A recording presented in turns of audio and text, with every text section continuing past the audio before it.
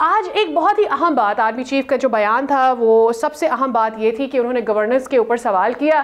تو سب سے پہلے اختیار ولی صاحب آپ کی جانب آ جاتے ہیں. ایک دفعہ پھر سے زور دیا گیا ہے کہ کب تک فورسز اپنے جوانوں کو شہید کرتے رہیں گے, ان کے جانوں کا نذرانہ پیش کرتے رہیں گے. گورننس میں کچھ بہتریاں لانے کی ضرورت ہے. پختونخوا میں تو گورننس نام کی کوئی چیز گزشتہ 12-13 سال سے ہے ہی نہیں, بلکہ یہاں پر تو اگر گورننس کی بات ہو تو جیل یہاں پر ٹوٹتے ہیں. ٹیررزم کو یہاں پر امپورٹ کیا جاتا ہے ڈیلیبریٹلی, سوات کے راستے, کاشغر کے راستے, جنوبی وزیرستان میں دفتر یہاں پر ٹیررزم کو آپ کو لگتا ہے یہ گورننس کے معاملے پر جو آرمی چیف صاحب کا بیان ہے, ان کی جو تقریر تھی, جو گورننس کی بات یا گورننس گیپ کی انہوں نے بات کی, وہ صرف کے پی کے لیے کی ہے؟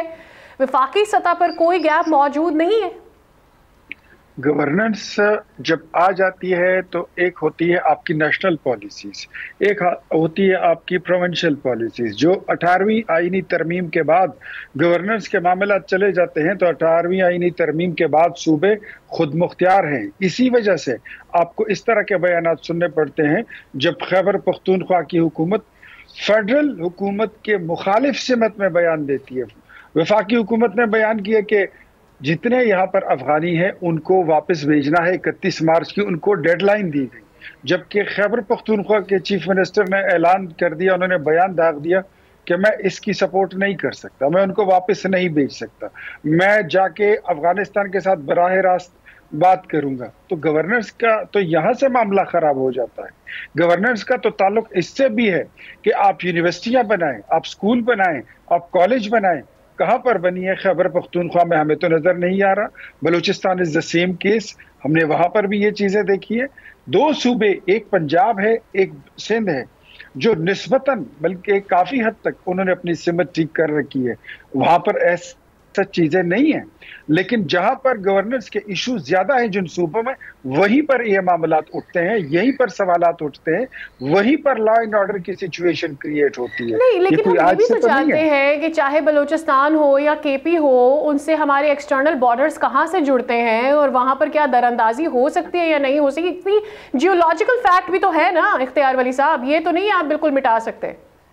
نہیں, جیولوجیکل فیکٹس کے لیے تو آپ کے بارڈر ہیں, بارڈر آپ کے کور ہیں, وہاں پر فوج کھڑی ہے, انہوں نے پہرا دیا ہوا ہے. لیکن ہم یہ بات بھی تو کرتے ہیں نا کہ جیسے افغانستان ہے, بار بار وہاں کے بارڈرز پاکستان کے لیے استعمال ہو رہے ہیں, بھارت فنڈنگ کر رہا ہے, فائنانسنگ کر رہا ہے, کس طرح سے ایران سے کلبھوشن یادو یہاں تک پہنچ جاتے ہیں, یہ بھی تو ایک معاملہ ہے. کلبھوشن یادو والا معاملے کا میرے خیال میں اس سے تو کوئی تعلق نہیں ہے. That was an aerial attack and that was been encountered. اس کو اچھے طریقے سے لیکن اس سے یہ پروف ہوتا ہے کہ کس طور سے بھارت بار بار بارڈرز کو پاکستان کے اگینسٹ یوز کرنے کے لیے فنڈنگ کر رہا ہے یا فائنانسنگ کر رہا ہے. تو اور یہ چیلنج ابھی بھی ہمیں ہے, ہمیں اس کا سامنا ہے. نہیں, اس میں تو کوئی شک نہیں ہے. جو جتنے بھی تنظیمیں ہیں ٹیررسٹ ایکٹیویٹیز وہ کرتی ہیں, اس میں وہ انڈلج ہیں. ان لوگوں کو فنڈنگ تو وہیں سے ہوتی ہے, اسرائیل سے ہوتی ہے, انڈیا سے ہوتی ہے. اس میں فارن ہینڈ تو انوالو ہے. اس میں آپ کے سی پیک کے دشمن شامل ہیں, اس میں آپ کے جو گوادر پورٹ کے جتنے دشمن ہیں وہ سارے اس میں شامل ہیں. پاکستان کے ایٹمی اثاثوں کے جتنے دنیا بھر میں دشمن ہیں وہ قوتیں ڈیفینیٹلی ان کو فنڈنگ کرتی ہے. اس میں تو کوئی شک نہیں ہے. سبسکرائب کریں اور بیل دبائیں تاکہ کوئی خبر رہ نہ جائے.